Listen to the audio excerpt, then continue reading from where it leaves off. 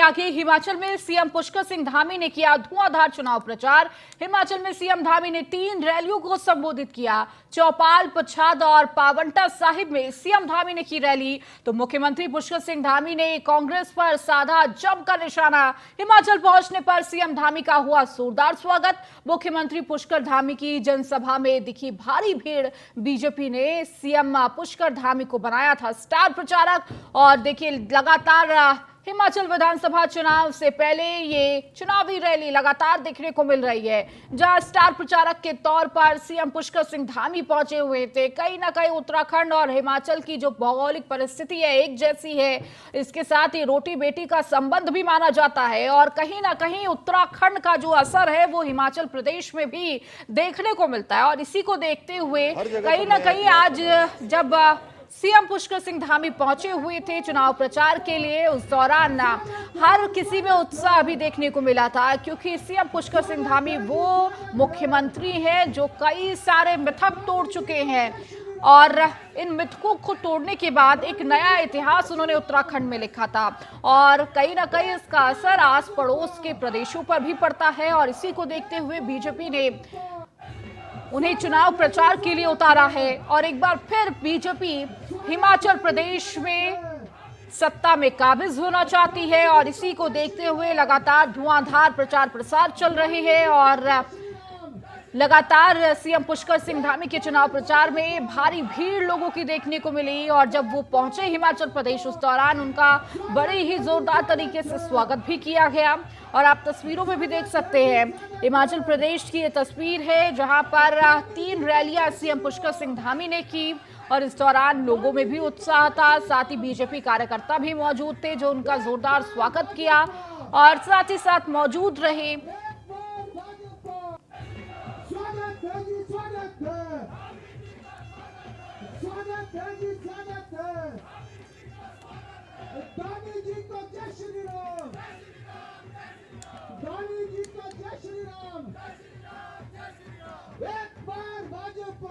जी के नेतृत्व और मार्गदर्शन में एक मिथक टूटा है। यहाँ पर नई सरकार भारतीय जनता पार्टी की बनी है, उसी प्रकार से हिमाचल के लोग भी वहाँ पर एक मिथक तोड़ेंगे।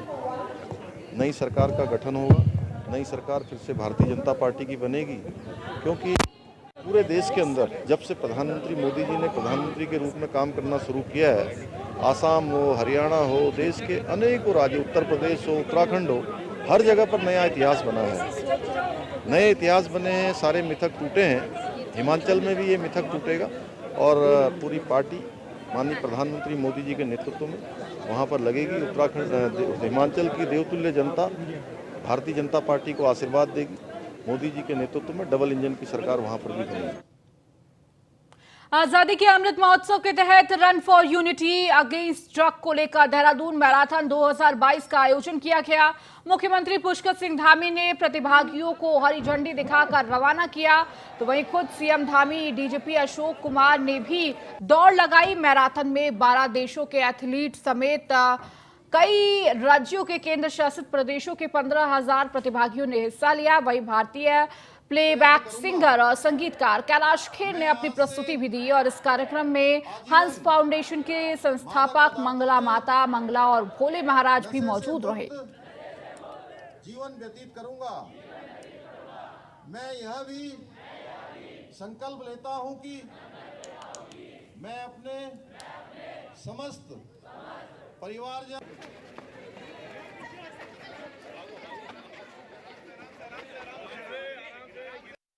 माता मंगला जी, माननीय मुख्यमंत्री जी और सभी हमारे महापौर, एमएलए,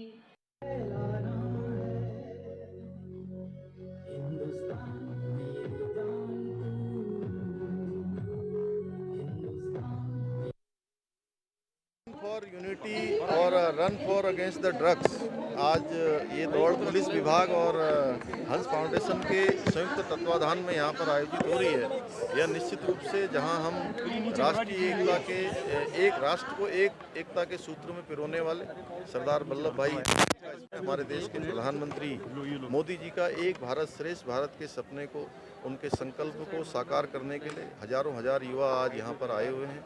इसके साथ साथ इतनी बड़ी संख्या में युवा हमारे उत्तराखंड के अंदर, जो हम लोगों ने ड्रग्स फ्री उत्तराखंड का जो अभियान लिया है 2025 तक ड्रग्स फ्री का जो हमारा एक संकल्प है, वह भी आज युवाओं की इस मैराथन के कारण से अधिक जागरूकता फैलाने का काम करेगा। रन फॉर यूनिटी और run for against the drugs, आज ये दौड़ पुलिस विभाग और हंस फाउंडेशन के संयुक्त तत्वाधान में यहाँ पर आयोजित हो रही है। यह निश्चित रूप से जहाँ हम राष्ट्रीय एकता के एक राष्ट्र को एकता के सूत्र में पिरोने वाले सरदार वल्लभ भाई, हमारे देश के प्रधानमंत्री मोदी जी का एक भारत श्रेष्ठ भारत के सपने को, उनके संकल्प को साकार करने के लिए हजारों हजार युवा आज यहाँ पर आए हुए हैं।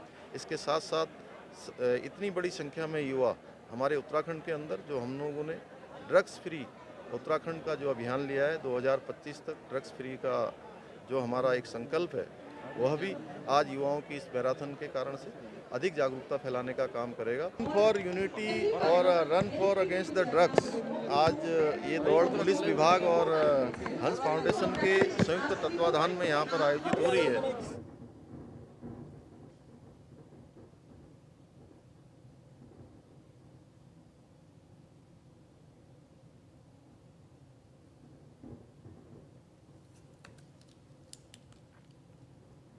वहीं हरिद्वार में कथा का भव्य आयोजन किया गया, जिसमें लाखों की संख्या में संघ कथा को सुनने के लिए पहुंच रहे हैं। आपको बता दें कि इस भव्य कथा आयोजन में 29 से शुरू होकर 31 अक्टूबर तक चलेगा। इसमें रविदास आचार्य सुरेश राठौर के द्वारा इस कथा को सबको सुनाया जा रहा है। रविदास आचार्य सुरेश राठौर का कहना है कि हमें जाते बाद में कोई भेदभाव नहीं रखना चाहिए, सभी को अपने धर्म के हिसाब से पूजा पाठ करनी चाहिए। और क्या कुछ कहा, आइए आपको सुनाते हैं। श्री रविदास कथा का भव्य आयोजन आज हरिद्वार में किया गया है। हमारे साथ गुरुजी मौजूद हैं, रविदास आचार्य श्री राठौर जी। आइए इन्हीं से जानते हैं कि क्या इस कथा के पीछे उद्देश्य है और अब तक ये कौन कौन से देशों में अपनी कथा को प्रचारित कर चुके हैं। प्रभु जी, सबसे पहले आपको प्रणाम हमारा और स्वागत है आपका हमारे चैनल में। नमस्कार। सर, जय। आपने ये प्रभु जी जो कथा की है, क्या इसका उद्देश्य है, आपसे जानना चाहेंगे। देखिए, श्री गुरु रविदास जी की कथा का आयोजन लगभग हम पिछले 13-14 सालों से कर रहे हैं और 6 सेमिनार राष्ट्रीय स्तर के इसके हो चुके हैं अभी तक। और एक सेमिनार के अंदर माननीय रामनाथ कोविंद राष्ट्रपति 21 फरवरी 2021 को आए। अभी कुरुक्षेत्र में हमारा एक राष्ट्रीय अधिवेशन हुआ, उसमें माननीय मुख्यमंत्री खट्टर जी हरियाणा और हरियाणा के राज्यपाल और हिमाचल के राज्यपाल राजेंद्र अर्लेकर जी, बंगारू दत्तात्रेय जी, ये दोनों लोग आए। इससे पहले भी जितने हमारे सम्मेलन हुए उनमें बेबी रानी मौर्य उत्तराखंड की गवर्नर थी और डॉक्टर सत्यनारायण देव आर्य हरियाणा के गवर्नर थे, वर्तमान में मिजोरम के गवर्नर हैं, और ओम प्रकाश कोहली जी गुजरात के गवर्नर थे। ये सब लोगों का इन कार्यक्रमों में आने का अवसर मिल चुका है। सर, कौन कौन से राज्य में आप अभी तक अपनी कथा कर चुके हैं और आगे क्या कुछ आपकी प्लानिंग है कि क्या एक संदेश आप जनता में अपना देंगे। देखिए, उत्तराखंड, हरियाणा, पंजाब, हिमाचल, गुजरात में तो अनेकों कथाएं हो गई, मध्य प्रदेश और राजस्थान के जयपुर में, महाराष्ट्र के मुंबई में, कर्नाटक में, इन राज्यों में हमारी बड़ी बड़ी कथाओं का आयोजन हुआ है। और भी गुजरात की जो कथा का आयोजन है उसमें लगभग 1 लाख के करीब लोग थे।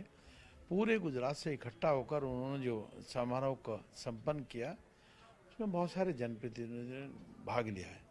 तो निरंतर चरवेती का जो सिद्धांत है, श्री गुरु रविदास विश्व महापीठ के माध्यम से लोगों के अंदर एक आस्था जागी है कि शूद्र समाज, चमर समाज, जिसको कोई स्थान ही नहीं मिलता था, ऐसा चाहूँ राज में मिले सबन को अन, छोट बड़े और सम बसे रविदास रहे प्रसन्न। जिस भावना को लेकर श्री गुरु रविदास जी ने अपना उद्देश्य समतामूलक समाज की स्थापना को लेकर, जिस कल्पना को लेकर वो समाज की दूरियों को कम करते थे, सामाजिक समरसता को बढ़ाते थे, सामाजिक समरसता के साथ साथ समतामूलक समाज की स्थापना में उनका योगदान रहा कि तो ही मोही मोही तो ही अंतर कैसा, कनी की कटी जल तरंग जैसे। मनुष्य को मनुष्य के रूप में समझा जाए, उसे जातीय और पाति के अंदर नहीं बांटा जाना चाहिए। परमपिता परमेश्वर ने सबको जन्म देने का जो अधिकार दिया है, उसको गर्भ धारण करने की क्रिया भी एक बताई है। सबके 2 हाथ 2 पांव 2 नैन बताए हैं। तो उन्होंने कहा कि जन्म के आधार पर मनुष्य को बांटा नहीं जाना चाहिए। अगर कोई ब्राह्मण जाति का भी व्यक्ति शूद्रों वाले काम करता है तो शूद्रों की श्रेणी में आएगा। मान लिया निज दिन कोई गौहत्या करने का काम करे, पाप करे, परिस्त्री का गमन करे, जुआ खेलने का काम करे, तो चरित्रहीनता के काम करने वाला कोई कितने भी बड़े उच्च कुल में पैदा हुआ, उसको हम शूद्र में ही गिनती करेंगे। ऐसा मेरा गुरु का मानन था। तो इसलिए उन्होंने कहा कि जात पात पूछे ना कोई, हरि का भजे तो हरि का हुई। उन्होंने जो ईश्वर की प्राप्ति, जो ब्रह्म ज्ञानी है, जो ब्रह्म को जानता है, ज्ञान को जानता है, वही ब्राह्मण कहलाएगा। कर्म के आधार पर चर्म शोधन करते करते श्री गुरु ने परमपिता परमेश्वर की प्राप्ति कर ली। मन चंगा तो कटौती में गंगा, एक उदाहरण बन गया दुनिया के अंदर। एक नहीं, हजारों उदाहरण श्री गुरु के ऐसे हैं जो हमें इस बात की शिक्षा देते हैं कि हम सनातनी हैं। हम राम को भी पूजते हैं, हम कृष्ण को भी पूजते हैं, हम शिव को भी पूजते हैं, लेकिन अपने गुरु के स्थान को सर्वोच्च रखते हैं कि गुरु और गोविंद दो खड़े अर काको लागो पाए, बलिहारी गुरु आपने गोविंद दियो बताए। गुरु का स्थान सर्वोच्च है, पहले है, फिर उसके बाद में परमपिता परमेश्वर का स्थान है। इस थ्योरी के ऊपर हम काम कर रहे हैं। आज करीब 17 राज्यों के लोग आए हैं, कथा में जुटे हैं, और कुछ ना कुछ लेकर जाएंगे, और कुछ सिखाकर जाएंगे, कुछ सीख के जाएंगे। सर, आखिरी सवाल प्रभु जी आपसे यही है कि क्या आप अपनी संगत को एक संदेश देंगे? क्योंकि देखिए, जब आप अपने प्रवचन देंगे, कथा सुनाएंगे, तो लाखों की संख्या में यहाँ संगत होगी, तो क्या एक प्रवचन, एक संदेश आप उन्हें देना चाहेंगे? मैंने कहा ये श्री गुरु का संदेश है। हम सब लोग समता मूलक समाज में धर्म परिवर्तन को रोकना चाहिए। कुछ लोग बौद्धिस्ट बन रहे हैं, कुछ लोग मुस्लिम समाज के धर्म में जा रहे हैं, इस्लाम को स्वीकार कर रहे हैं, कुछ लोग ईसाई धर्म को स्वीकार कर रहे हैं। निश्चित रूप से उनको वापसी लाना और उनका धर्म परिवर्तन रोकना ही हमारा सबसे मूल उद्देश्य है, और इसी पर हम जोर दे रहे हैं। श्री गुरु की कृपा का उद्देश्य है कि हमारे समाज का कोई भी व्यक्ति किसी अन्य धर्म में ना जाकर, जैसे हम सनातन हैं और उसी परंपरा को मानते हैं, सभी तीज त्यौहार को मानते हैं, दिवाली हो, दशहरा हो, होली हो, सब उसी मिलन के साथ में खेलते हैं, तो निश्चित रूप से हमें उसी परंपरा को कायम करते हुए जो हमारे धर्म छोड़कर चले गए उनको वापसी लाना और आगे से धर्म परिवर्तन रोकना। और जो लोग जा रहे हैं, सरकार से इस बात का निवेदन करना, यदि कोई व्यक्ति धर्म परिवर्तन करता है तो उसको सामान्य जाति में गिना जाए, अनुसूचित जाति से उस पैरामीटर को समाप्त कर दिया जाए। ये हमारा उद्देश्य है। माननीय प्रधानमंत्री से भी है, मुख्यमंत्री से भी है, और देश की सरकारों से, राज्य सरकारों से, कि जो जैसे ही धर्म परिवर्तन करेगा उसको सामान्य रूप में गिना जाना चाहिए। ये अनुसूचित जाति का आरक्षण उसके लिए समाप्त हो जाना चाहिए।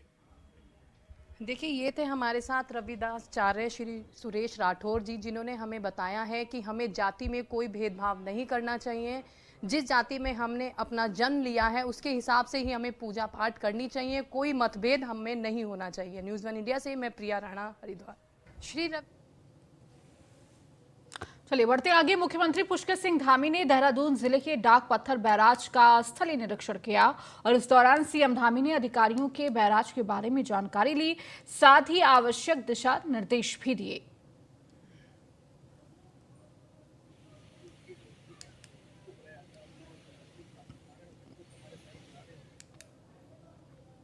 अंकिता भंडारी हत्याकांड के आरोपी पुलकित आर्यन की गंगा भोगपुर स्थित आंवला कैंडी की फैक्ट्री में संदिग्ध परिस्थितियों में आग लग गई है, जिससे हड़कंप मच गया। सूचना पाकर दमकल और पुलिस की टीम मौके पर पहुंची और कड़ी मशक्कत के बाद आग पर काबू पाया।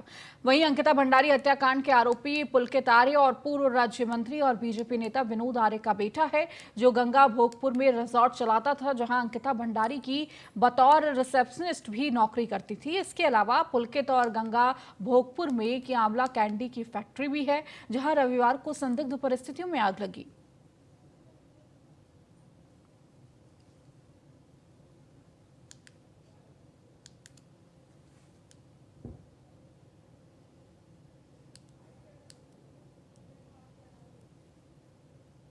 यूकेएसएससी पेपर लीक मामले में एक और गिरफ्तारी। एसटीएफ ने धामपुर से योगेंद्र सिंह को गिरफ्तार किया है। केएम इंटर कॉलेज धामपुर में टीचर है Yogendra Singh. Paper leak case में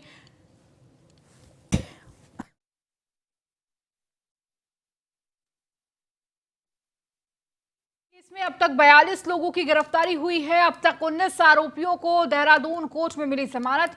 आरोपियों की जमानत के खिलाफ हाईकोर्ट जाएगी एसटीएफ।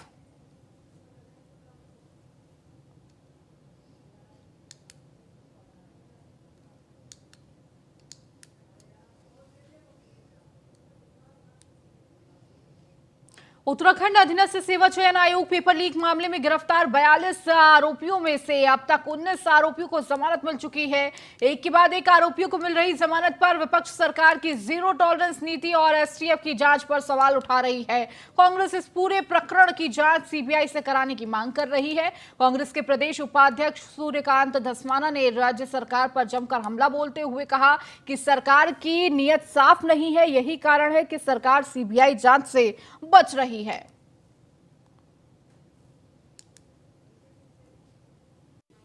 यूके ट्रिपल एससी में जितने लोगों की गिरफ्तारी हुई है उन लोगों को हाई कोर्ट एक एक करके जमानत दे रहा है।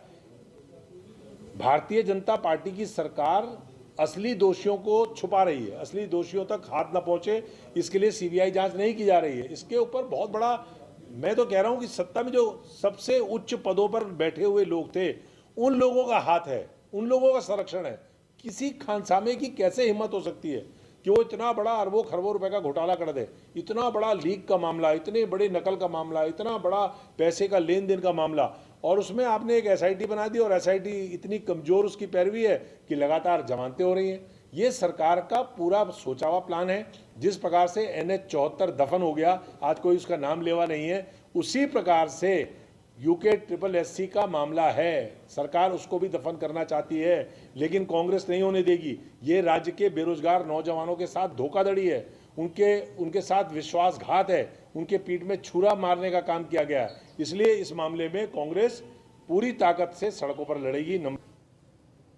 वहीं रुद्रप्रयाग के जखौली ब्लॉक में आयोजित कृषि औद्योगिक एवं विकास मेले के दूसरे दिन बतौर मुख्य अतिथि के तौर पर पहुंचे कांग्रेस प्रदेश अध्यक्ष करण माहरा ने बीजेपी सरकार पर जमकर निशाना साधा। करण माहरा ने कहा कि सरकार के विधायक मंत्री से लेकर दायित्वधारी मनमर्जी में लगे हुए हैं। प्रदेश में एक भी विकास कार्य धरातल पर नजर नहीं आ रहा है। यहां तक कि मठ मंदिरों की परंपराओं के साथ खिलवाड़ भी किया जा रहा है।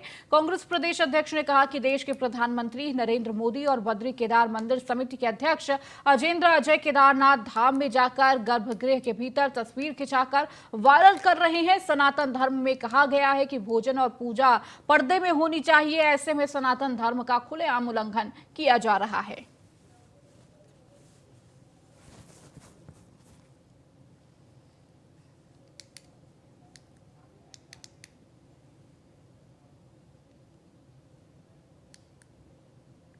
अब आपको सीधे चंपावत लिए चलते हैं, जहां रन फॉर यूनिटी का आयोजन हो रहा है। कार्यक्रम में सीएम पुष्कर सिंह धामी शामिल हैं और ये तस्वीर दिखा रहे हैं आपको। और रन फॉर यूनिटी का आयोजन किया गया है और खुद सीएम पुष्कर सिंह धामी इसमें दौड़ते हुए इस रन में हिस्सा लेते हुए, तो रन फॉर यूनिटी का आयोजन हुआ है और सीएम पुष्कर सिंह धामी खुद इसमें हिस्सा ले रहे हैं और आप उन्हें दौड़ते हुए भी सामने देख सकते हैं। किस तरह इस पूरे कार्यक्रम में हिस्सा ले रहे हैं और खुद अपनी सहभागिता दिखाते हुए मुख्यमंत्री सीएम पुष्कर सिंह धामी।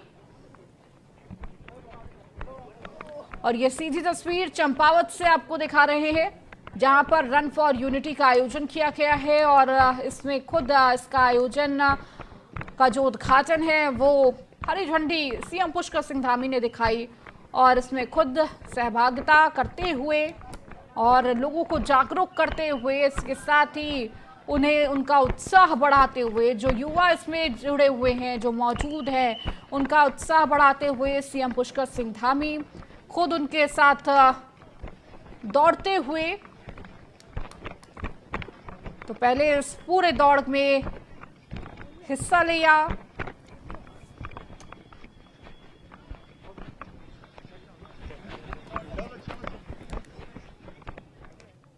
चलिए, इस बुलेटिन में फिलहाल इतना ही। बने रहिए न्यूज़ 1 इंडिया के साथ।